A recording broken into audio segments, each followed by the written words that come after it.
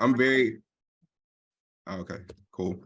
I'm so happy to see so many people on this meeting. I am equally excited to hopefully meet many of you in person. I understand that you do an in-person speaker series. I'm also going to be intentional in getting there to meet more people. I'm new to working in Baltimore. I don't actually live in Baltimore, but I'm very quickly finding myself becoming familiar with the city, different communities and things like that. So I look at the event next week as an opportunity to continue doing that work. So before I hop into my presentation, I just want to introduce myself briefly. My name is Antonio Silas. I am originally from Arkansas. I'm not a Marylander, but Maryland is very much my home now. I have been the Baltimore City Extension Director for a little under a year now. So it's been just 11 months. So middle of next month, it'll officially be a year. One of my earliest memories of my beginning days in this role was actually meeting many of the Master Gardeners at an event that we had at our office. It was the 4-H Expo, and different volunteers from the Master Gardeners came and supported us at that event. And that was my first interaction with you all. And some of you all may remember that brief interaction. I'm not sure who all's in the room, but I, over time, started to get a better understanding of the program. I know within University of Maryland Extension is definitely one of the larger programs. And interesting little factoid about myself, my mom is becoming a Master Gardener in Arkansas. So she was very, very excited about that. And I just thought that that was so ironic because I was telling her that I was getting ready to meet with you all tonight. So yeah, so nice little personal link there. So I'm actually going to share my screen. I do have a presentation. I'm going to try not to take too long because I know that you all have other things to discuss. So my intent here is to provide some perspective about things moving forward. I know people have questions. Without taking over the entirety of the meeting, I can answer a few questions, and then if there are additional burning questions, I can make sure to copy those down and give a pointed response at a later time or something like that. But I just want to go on and hop into the presentation. So I will share my screen. View slideshow. Okay, can everyone see this clearly? I have a few buttons on my screen. I'm not sure if those are visible to you, but everybody can see. Okay, great, just wanted to make sure. So let me move a few things around on my screen so I can actually see. All right, cool. So I titled this presentation, Building Bridges and Forging a Path Forward, because I view it as just that. I know that we're in a time of a lot of transition, uncertainty, what have you, with some pending transitions and things going on.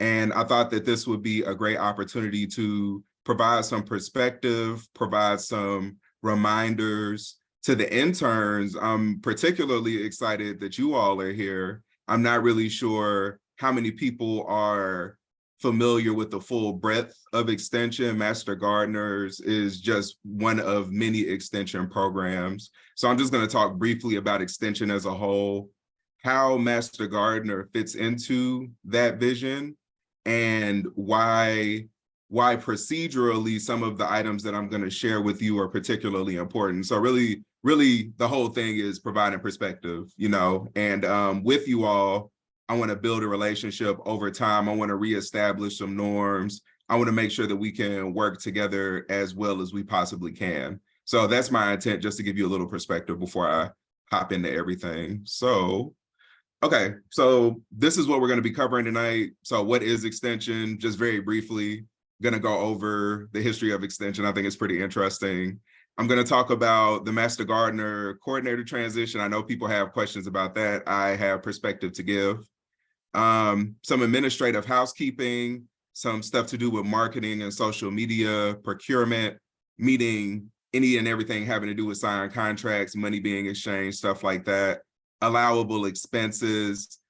And then in the absence of, I know that there was not some procedure around, or consistent procedure rather, around some certain financial aspects of our transactions, including reimbursements and purchases and just things generally. So I'm a process person. I like processes and standards. So I thought this would be a great opportunity to set something in place that I think will benefit both parties in terms of having what they need to be at their best. So let's continue on.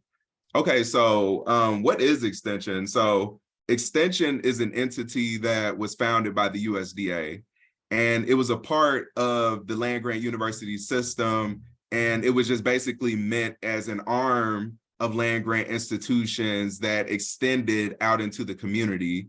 So it's an extension of the university to the general public. So whereas people have to pay very, very high amounts of money to go to University of Maryland and other colleges, Extension is meant to be a way for, you know, your average everyday person to take in useful information that is meant to enhance their lives. So a bit of historical perspective about Extension: the Morrill Land Grant Act of 1862 was an act that established institutions in every state dedicated to the following areas: ag, home economics, mechanical arts, things like that. And you have to think, so perspective is an important part of this talk. So you have to think, when Extension was founded, farming was like the primary occupation in America, right? Like everybody was farmers, a very large percentage of people were farmers. So I very much consider it a rural institution. You know, so I think that's an important perspective for us moving forward. We also have the Smith-Lever Act of 1914, and this act actually established the cooperative extension system. So at every land grant institution throughout the United States, it has an extension office, regionally throughout the states, what have you. And those provide different services in the area, in various areas. Each extension system is different. So one state could differ drastically from another depending upon that state. Just like I said, the extension system in Arkansas is how my mom is going to be going through the Master Gardener program for reference. So yeah. Okay, so that's a bit of perspective about Extension. One more thing I will say. So the Baltimore City office, alongside the Master Gardener program, we have other programs as well. We have an urban agriculture program, and we have an educator that is dedicated to providing technical assistance to urban farmers throughout Baltimore. Of course, we have the Master Gardener coordinator and home horticulture educator position. That is one position. So Master Gardener is one aspect of that position, providing home horticultural advice and facilitating other programs as an educator is the other part of that.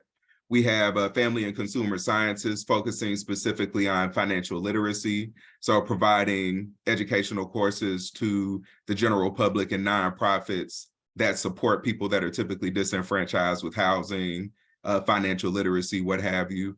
We have SNAP Education, which is an in-school program for elementary school children. So cute, just watched it for the first time the other day, love it. So just teaching children about nutritional considerations, how to grow food, stuff like that. The lesson I watched was about how to grow snap peas, for example. So different things like that. Expanded Food and Nutrition Education Program is similarly pointed towards caregivers and their children about making good financial choices on a budget. And what am I forgetting? I believe for the most part, those are most of our programs. Oh, 4-H, can't forget 4-H. 4-H, which is a civic youth engagement program. So those are our primary programmatic areas. So alongside Master Gardener, we have all of those other things going on as well. So anyway, regarding the Master Gardener coordinator transition, so change is the only constant in life, right? So when things change, you can only expect it to move with the punches from there. So that's exactly what we're doing. So currently, where things are with the position, paperwork has been submitted, and I am in the process of waiting for the position to be posted. I do not have a timeline on that, because if you've ever worked, if you've ever had to hire someone, I don't know what everyone does, but you know, varying processes, you know, it's in the hands of someone else at the moment. So what I can say is the moment that that position goes live, I've already told Ashley I'm going to share it with her. So if you could share it in your local networks, that would be super helpful. I'm going to share it a variety of places, and I'll be able to provide more of a timeline after this gets posted and things like that. So what do we do in the meantime? I'm going to be essentially the interim master gardener coordinator to a degree. So like, as I stated before, there are 6 programmatic areas. I have to provide oversight for all of those things. But the main thing that I want to make sure you all are taking care of is like the basic day-to-day operations and things like that. So my role is going to be largely providing administrative structure and oversight, addressing fiscal and procedural concerns, and attending you all's meetings, because I want to get to know you, in person. I want to try to attend as many events as I can. And if possible, I'm going to try to attend these meetings monthly, provide regular updates so that you all can be aware of what we're doing too. Because like I said, I feel like perspective is important, and I want you all to know like how you are a part of the greater whole that is Extension. And lastly, I'm going to be in regular communication with Master Gardener leadership about just important considerations, things that are coming up, stuff like that. Now, tonight I'm going to be talking about a lot about procedure and things that I'm implementing. What I'm excited to say is that these are procedures that the next Master Gardener coordinator, this is going to be part of their onboarding, so we're trying to stay consistent in terms of how we're doing things, in terms of making sure that we're maximizing our effort in the best way. So the point is, I want to be connected to you all to share important information and to provide information so that that answers some questions, just to give you some perspective and things like that. So we'll hop into the meat of everything now. So tonight is basically me kind of talking about some administrative housekeeping, things that have to be done programmatically to like, and I'll explain why. I'll be providing perspective about why I'm asking these things and stuff like that. Procurement procedure, as I stated earlier, all about contracts, some information about allowable expenses, some financial processes, information, stuff like that. What I will say is that tonight, I'm just really trying to give you all perspective about what the path forward is.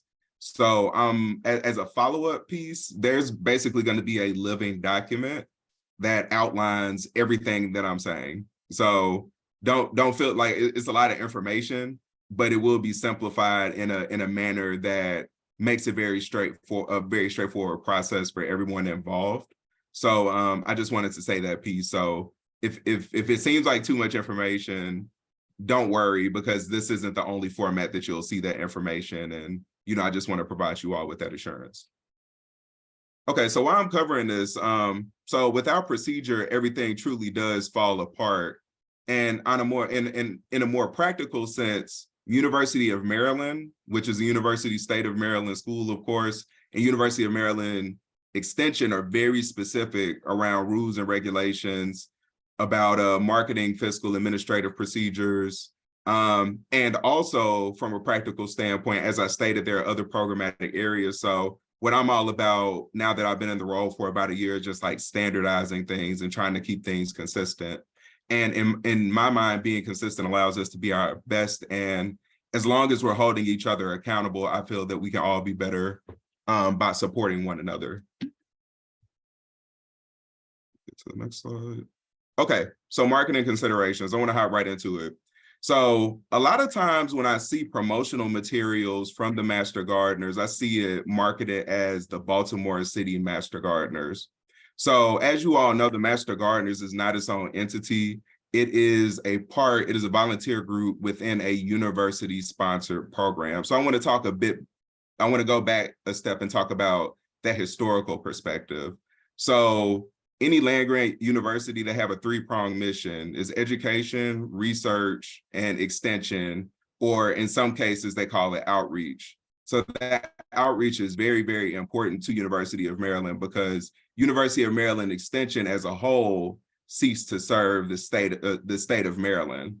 Now, earlier, you remember me saying that Extension used to be in a very rural context. Things have changed over time, population shift, So the emphasis on agriculture isn't nearly as big anymore, right? So extension has transformed largely in terms of the role that we play in today's society and things like that.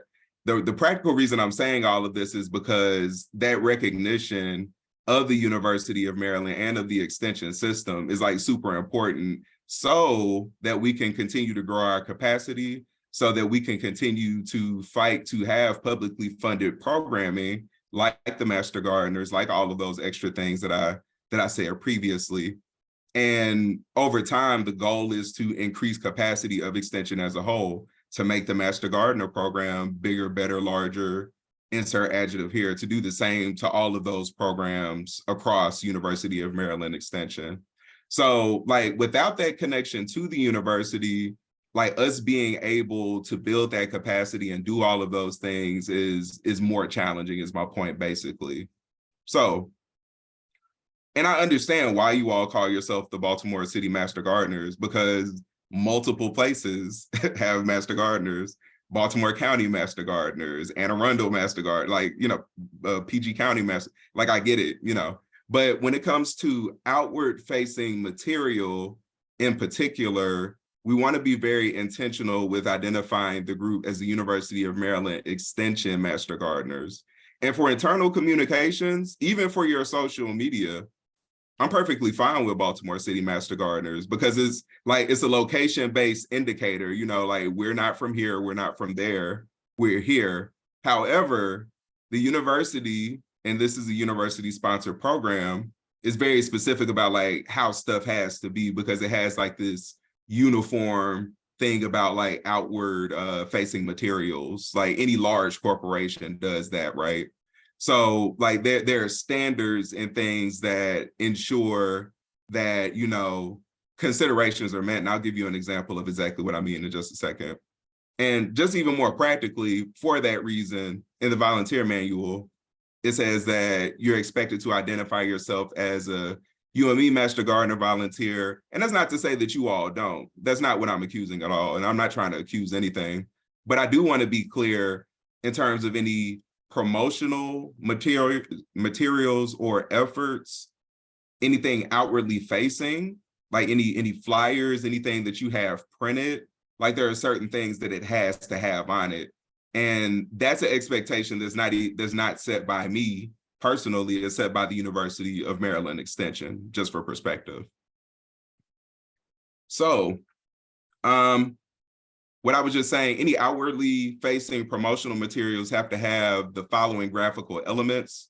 So this right here, this particular graphic, the University of Maryland Extension Master Gardener graphic, this is the most up-to-date version of this graphic.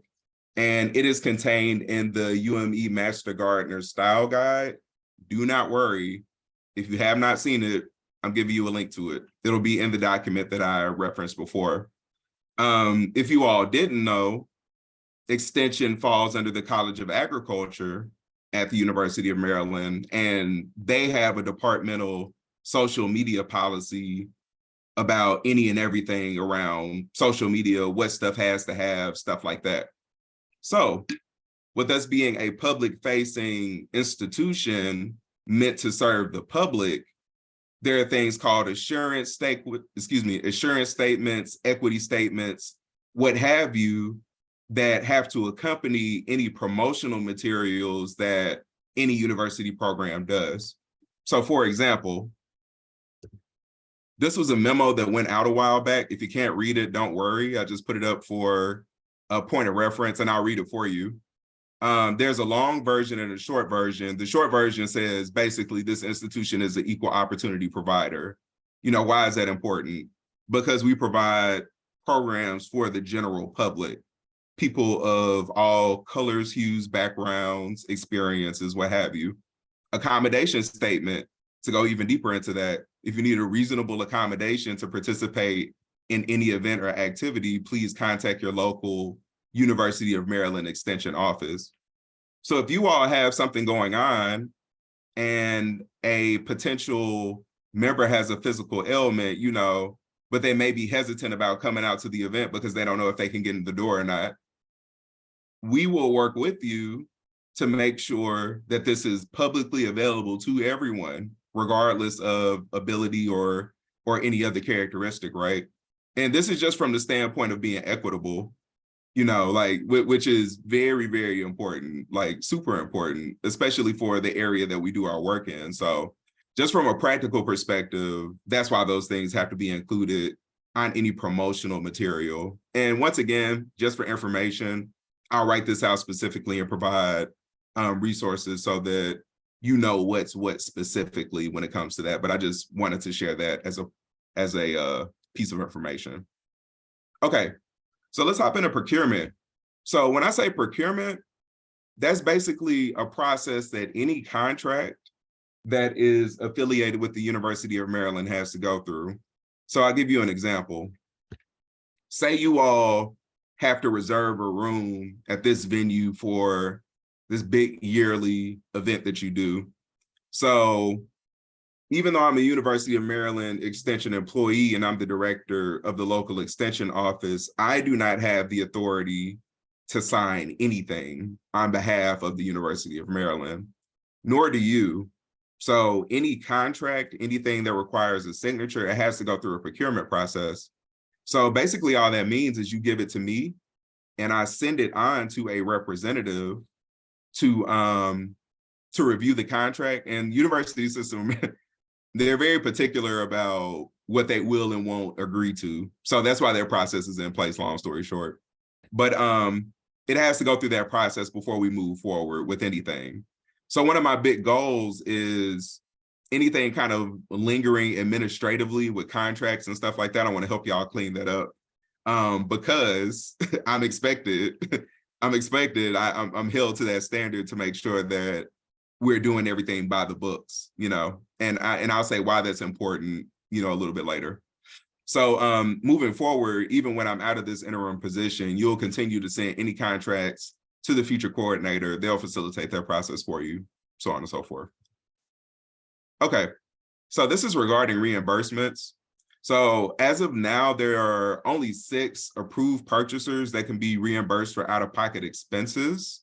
So please bear this in mind as you all are planning your upcoming programming and things like that. I'm sure you all already know that, but this is just, once again, information. So one of the processes that we're going to set up to assist in streamlining things is a reimbursement process, and it's going to be very straightforward. You'll have everything that you need in the document that I keep referring to. So once again, no worries. But we set up a box account for all necessary documentation for reimbursement. So this includes, any receipts, kind of justification for the purpose, reimbursement explanations, reimbursement approvals. All of this will be written out once again. You just put all of those things in the box. We're able to access them very easily. And for those of you that may not know what Box is, it's a cloud-based storage system. So you will basically just upload your documents to the box, and then we will be able to access it from our end, and we will be able to facilitate your reimbursement. And this is just important because we have to create a paper trail. Why do we have to create a paper trail? Because we're University System of Maryland employees. We are subject to audit. So I'll talk about that like a little bit later. So there are a lot of expectations, things like that, things that have to be maintained to ensure that we're doing what we're supposed to do, basically. Okay, what do we have next? Okay, so we have a new process in place regarding purchases. So a little earlier, I alluded to allowable expenses. So since this is a volunteer program affiliated with a state institution, there are things that we can and cannot spend money on. Unfortunately, as with many things with the state government, there is no straightforward, clear rationale or guide as to what those allowable expenses are. There are approved vendors. There's an approved vendor list that is very long and convoluted, but there is not just a standard list of standardly approved items, if you will, that you can purchase using state funds. We do have a very good sense of what those things are, however. So while we're asking for you to send us justification, where you're planning on buying things like that, is so that we can skip the song and dance that is us being dinged, so to speak, for a bad charge. So if we purchase from certain vendors who are not approved to be purchased from, we're held accountable for that. So this process is being set in place to ensure that we just skip some of the guesswork, make sure all's well there, can facilitate a purchase, and just go from there. So if anything, it's just meant to simplify the process. So that would consist of reaching out to me, giving me perspective about what it is you want to purchase. I would approve it. I would forward it on to my administrative staff. I would give you that statement of approval that is required, and then we would facilitate the process. It's pretty short. It's not meant to add time to things. It's actually meant to shorten the period of time that it takes when you're trying to purchase things. So that's just for perspective. That's not to say that if you have a last minute request, you cannot call us. That's not what I mean at all. And we encourage you to call us. However, we also encourage you to be intentional about planning out further with respect to what you need to purchase at events, so that we can facilitate that process as smoothly as possible. And there are some other things that the office is going to be doing moving forward to support this effort further, and I'll talk about those a little bit later. Just about done, y'all. So final updates, and then I'll answer questions where I can. And I want to present this caveat: I'm still learning. So if I don't know the answer to your question, I will do my best to get an answer to your question and provide perspective in a future update. My hope is to remain engaged with this group. Obviously next time my presentation won't be as long. I might just hit you with a few updates and, let you all carry on from there. But I would like to remain engaged if that's okay. And I think that it'll help to build some bridges and a path forward. That's the intent, to build relationships with you all and to improve on the process and just make sure that we're working together as well as we possibly can. So some things that we really want to do to further help streamline things when it comes to making purchases is putting together a preferred vendor list. So we're going to reach out to you all about this, and we just basically want to establish accounts at companies. So it just makes, reimbursement easier. You don't have to pay taxes because we're a University System of Maryland institution, different things like that. So we don't want things to be a financial burden. So we're trying to remove that where possible. So that's just like perspective for why. Lastly, we hope to, or we will be rather, starting quarter reconciliation meetings. And this is just to provide financial transparency so that, once again, we're on the same page as much as possible. So just for perspective for why it's quarterly, University System of Maryland does reconciliation quarterly. So often we, other than us maintaining a shadow budget, we do not have a in the moment snapshot other than the one that we maintain ourselves. So when we reconcile things quarterly, things have had an opportunity to hit our accounts. We've done everything on our end, and we know how much money we have roughly.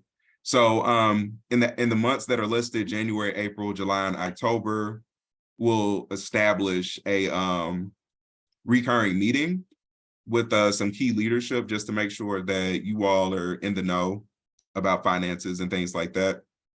The last thing I'll say is, once again, my desire is to improve on things over time. So I just view this as a starting point. So we'll continue to have conversations. I'll continue to be engaged as much as I can, and I'll continue to listen. And we can make changes accordingly for whatever makes the most sense for or works the best with the group. So that is my time.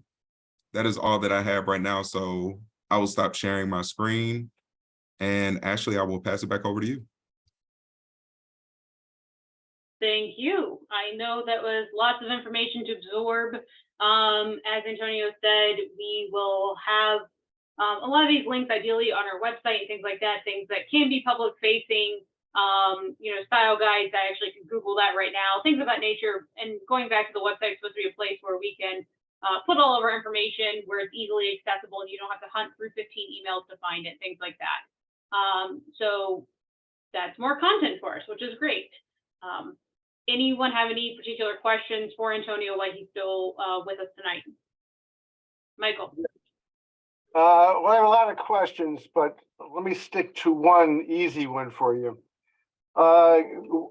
Since we don't have a coordinator right now, I'm Michael Andorski, by the way, and I'm a co-chair of Pollen, the Pollinator Committee. Since we don't have a coordinator right now, I know one of the things that the coordinator did that was very important to us was to field calls from the public and get them to the right person on the right committee. Are you set up to do that? And if you're not, what do you need so we can help you do that better? So thank you for that question. I am familiar with that program. So currently, and I'm working through this, what I'm trying to do is get all of the past coordinators' information or calls routed to me so that I can field those things. And in the meantime, while we do not have a coordinator, I do have an urban ag educator who worked very closely with the Master Gardener coordinator. So she's familiar with all of the programs, and she has offered to assist me in fielding some of those outreach attempts and things like that. So once again, that's a process that we can establish in the interim while we search for a replacement. But I also have the support of the state office, and they can provide some additional perspective. And there are some coordinators in neighboring counties that are also going to help me out. So, yeah. Well, one thing I suggest is that if you need some of us volunteers who have more time than some others because we're not working anymore, you should make use of it so we can make this as smooth a transition as possible and make sure that people who need to access the Baltimore City Master Gardener program, part of the program, can get to us as soon as they need to. Okay, I appreciate that. Thank you.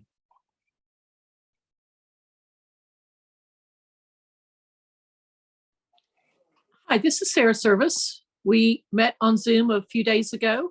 Yeah, I remember. How you doing, Sarah? I'm good. So here's a question that I haven't been able to get an answer to. So I consult for the vegetable animal garden at the Maryland Zoo as a master gardener. And we are having filming from Maryland Public Television there in 2 weeks. What do I need to do to go through that process? Because it sounds like maybe I need to do something. Okay. The short answer is I don't specifically know what exactly it consists of, but I do know that there is a process for media inquiries. So Sarah, Okay. I still have your email, and I'll be reaching out to you tomorrow to follow up with respect to that. So I know how to access the procedure. I just don't know specifically what the procedure is, but generally it just has to follow a set of criteria. And as long as it falls within that criteria, you're able to move forward. So I'll follow up with you with respect to that tomorrow. And I still have your email. Okay, thank you very much. Mm-hmm.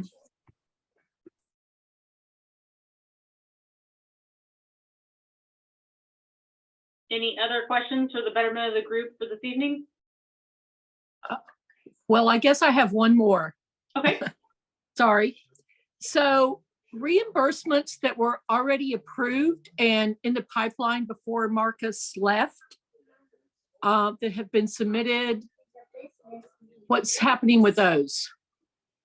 So I have to confer with my administrative staff, and I'm going into the office tomorrow. So I'll be able to provide a status update with respect to that, hopefully tomorrow.